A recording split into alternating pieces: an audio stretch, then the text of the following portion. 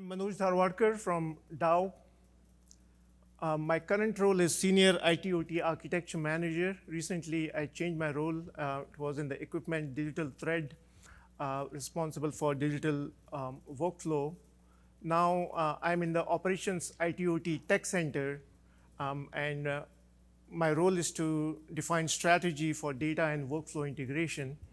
And it's my responsibility to work with the team to define data governance policies and interoperability standards to take us to this vision. But today here I'm part of the working group. It's Dow's privilege to be part of this working group. And I'm going to add just a few more points to this excellent introduction by Michael.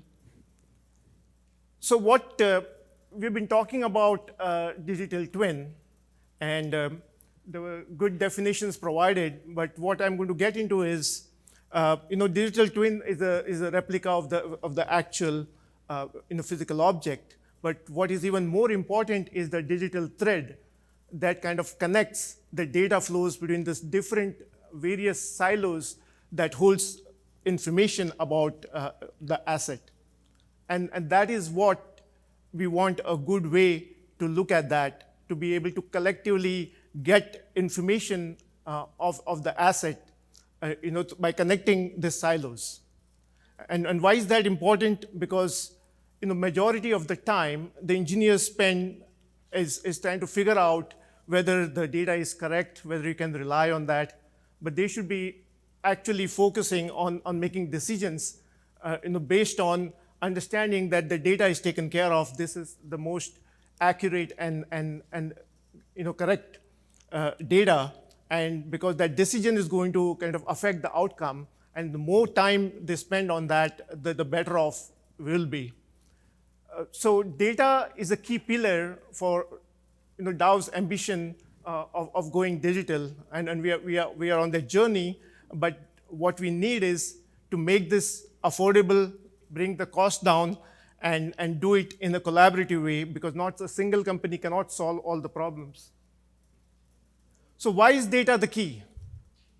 Traditionally, we all know, people leverage technology, okay? They follow work processes, and data is like intertwined in everything. And data is getting, a raw deal.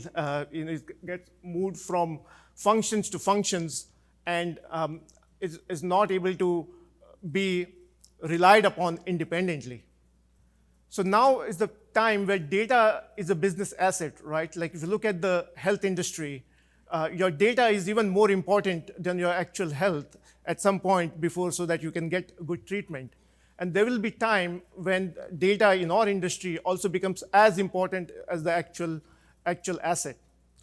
Now, currently, we all have data debt.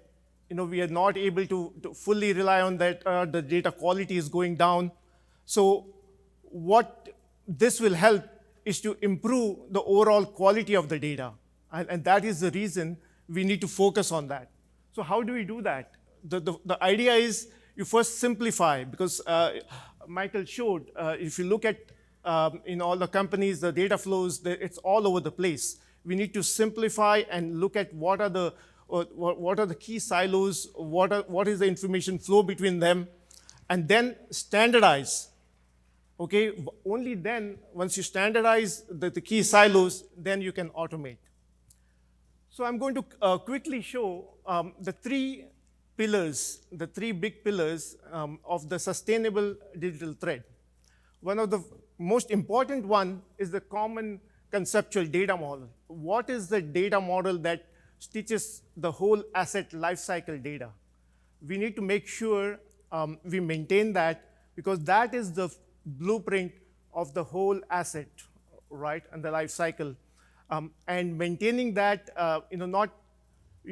every company cannot do that, because then you're duplicating the effort, because this is a common information model about the whole asset. And this is where we need to use the data standards, work with what's there, collaborate, and start maintaining only the unique aspects within the different companies. Here I'm talking about sharing semantics, right? What is the dictionary and taxonomy information, focus on the life cycle, what events are critical, when the life cycle stages changes, from design to procure to construction, and so that you can use a event-driven architecture to look at your data. Also, it's important to have the hierarchy and getting the breakdown, like you may have the system-wise breakdown or the area-wise breakdown, and all of those details can be defined.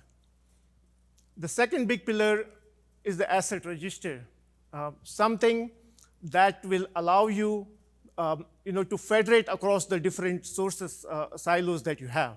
Because as we said, we are not going to have a monolithic system to build all the data and put it in one place, because maintaining that is going to be a nightmare. So the key is data federation. Keep the data federated using good principles, use the system of record, manage it through this register. And as some of you said and discussed in the 2 o'clock presentation, the change management is the most important part of maintaining the data, right? And to do that, you need to maintain the register and then keep track of all the changes that happen. And also, another key aspect of what we are talking about is, why do we have such a big data debt? Because there's different formats used. Even for something simple like the tag, there are different formats used all over the places, and synchronizing that becomes a very difficult task. So that mapping has to be kept consistent. So all of this gets into your register. And then the third piece is the plug and play.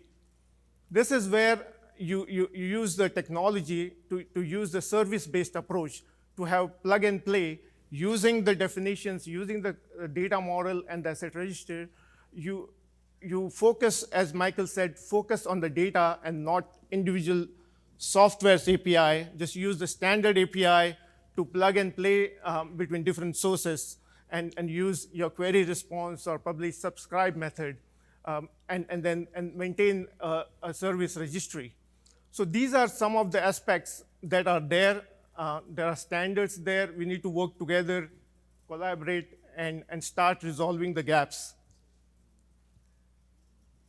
So I'll leave with this last slide here. It's like, how can we make this more sustainable, right? Is to use industry data standards. There is work going on. There's a C4 standard for the capital projects delivery. There is the Mimosa group and the open O&M effort going on in defining the neutral, supplier neutral interoperability standards. We need to look at some of these standards. We need to look at other standards that are required. But the key thing, to keep the cost down, we need to collaborate and accelerate digital transformation using that collaboration. That's all I have. Thank you.